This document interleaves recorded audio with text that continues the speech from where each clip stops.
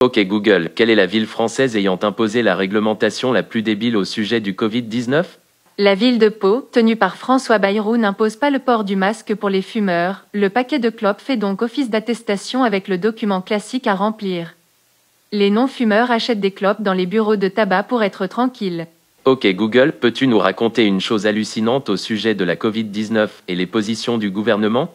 En faisant passer en priorité la Covid-19 sur d'autres maladies bien plus graves et qui tuent nettement plus, le taux de mortalité des personnes atteintes du cancer aurait considérablement progressé, faute de soins et de lits disponibles.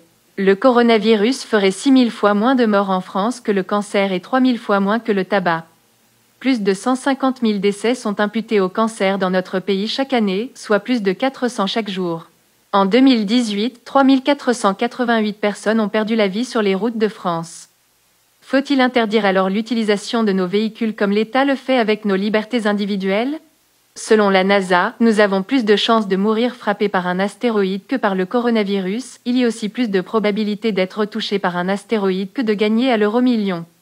Ne comptez pas quand même sur le loto pour vous sortir de la merde. Ok Google, parlons salaire et avantages des représentants de notre royauté, quelques exemples en ces temps de crise? Commençons par Brigitte Macron. Elle dispose de 4 collaborateurs, 6 bureaux, une coiffeuse attitrée. En 2018, le budget officiel alloué par l'Élysée à Brigitte Macron s'élevait à 279 144 €. C'est ce qu'on apprend dans le rapport annuel sur la gestion des services de la présidence de la République publié par la Cour des comptes. Autre dépense que l'on n'imagine pas forcément, les frais liés à son courrier. En 2018, la première dame a reçu 19 500 lettres, ce qui nécessite l'emploi de 7 agents plein temps du service de la correspondance présidentielle, une poste pour elle toute seule. En faisant le calcul, c'est très simple, elle reçoit en moyenne 53 lettres par jour, que je divise par 7 agents attitrés pour son courrier. Chaque agent rédige quotidiennement environ 7 lettres. On peut légitimement employer l'expression « être payé à rien foutre ». Ok Google, je ne parle même pas des salaires et avantages des ministres, députés, sénateurs, j'en passe. Et le peuple dans tout ça? Le peuple, il se meurt à petit feu. Pendant que les seigneurs se gavent, la pauvreté impose sa loi. Comme disait Macron en 2017, il n'y aura plus personne dans les rues, plus de pauvreté à la fin de l'année. Résultat. Le nombre de Français sous le seuil de pauvreté en 2020 est estimé à près de 12 millions, soit 18,46% de la population française. Ces chiffres ne tiennent pas compte de la crise sanitaire. Le chômage pourrait dépasser les 20% fin premier semestre 2021, soit l'un des plus forts taux dans le monde pour un pays développé, soi-disant. Le nombre de demandes d'allocation RSA ont grimpé en flèche, plus 14% depuis qu'Emmanuel Macron est au pouvoir. 14,8%, soit 9,3 millions de personnes sont pauvres. Depuis le 1er avril 2019, le montant forfaitaire du RSA est passé à 559,74 €, soit à peu de choses près une coupe, brushing et coloration facturée à Brigitte Macron par sa coiffeuse adorée. 559 € correspond à peu près au prix de 10 matraques tonfa utilisés par la police pour vous en mettre plein la gueule, ou à ce que dépense en moyenne un député en frais mensuels de stylos et fournitures diverses pour son cabinet. Tout ceci payé par les moutons que vous êtes. Ok Google, et les aides de l'État? 20% des PME ont reçu une aide de 1500 €, les autres se sont brossé le poil. 100% des plus grands groupes français, souvent sans ne rien demander, ont touché des aides mirobolantes de la part de l'État. L'aide publique aux plus importantes entreprises privées se monte chaque année à environ 200 milliards d'euros, je ne parle même pas depuis la Covid-19, en plus des exonérations de cotisations sociales ainsi que les aides régionales et européennes. Le syndicat de petits patrons a interrogé en ligne, entre les 2 et 16 avril, 3416 de ses adhérents. 65% des entreprises répondantes étaient fermées, dont 49% du total sur décision administrative. Ok Google, sommes-nous en dictature? Oui et non, si nous devions nous comparer avec la Corée du Nord, par exemple.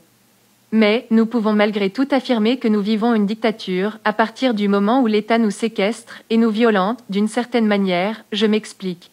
Par exemple, la violence policière en France, selon le rapport de la police des polices, en 2019, 19 personnes sont mortes lors d'interventions en France et 117 ont été grièvement blessées. Sur 1460 enquêtes réalisées par l'IGPN sur instruction de la justice, 868 concernent des accusations de violence volontaire.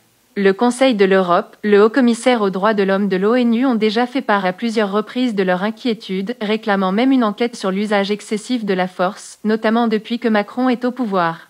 Le défenseur des droits dénonce une régression continue des droits et libertés fondamentales.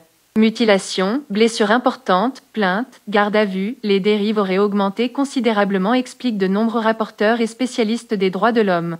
Le consortium de médias mené par le très sérieux The Economist a publié son classement 2019 des pays par indice de démocratie. La France ne serait plus un pays démocratique dans le sens premier du terme. À votre avis, notre pays arrive en quelle position sur l'ensemble des pays du monde ? Tout d'abord, la Norvège est le pays le plus démocratique au monde, même le Botswana est devant nous, le Chili, le Costa Rica, l'Autriche, la Corée du Sud. Nous n'arrivons qu'en 29e position, oui, j'ai bien dit 29e position. Et d'après les spécialistes et divers rapporteurs, nous devrions dégringoler lors de la prochaine étude de The Economist. Je n'invente rien, tout est vérifiable. Ok Google, Macron a-t-il quand même tenu ses promesses électorales? Selon le Macronomètre, sur 398 promesses évaluées, 57 promesses ont été tenues et 35 promesses sont en cours, comme celle de recruter 10 000 policiers ou gendarmes ou instaurer un service national obligatoire et universel. Ce qui pourrait ne pas faire de mal aux nombreux branleurs qui font les caïds, un petit garde à vous obligatoire et faire leur lit au carré les ferait redescendre de leur perchoir. Ok Google, c'est pas la joie tout ça. Une chose de positive? Oui, les Français n'ont jamais autant rêvé de leur vie. Victor Hugo a dit, s'il existe une réalité qui dépasse le rêve, c'est ceci, vivre.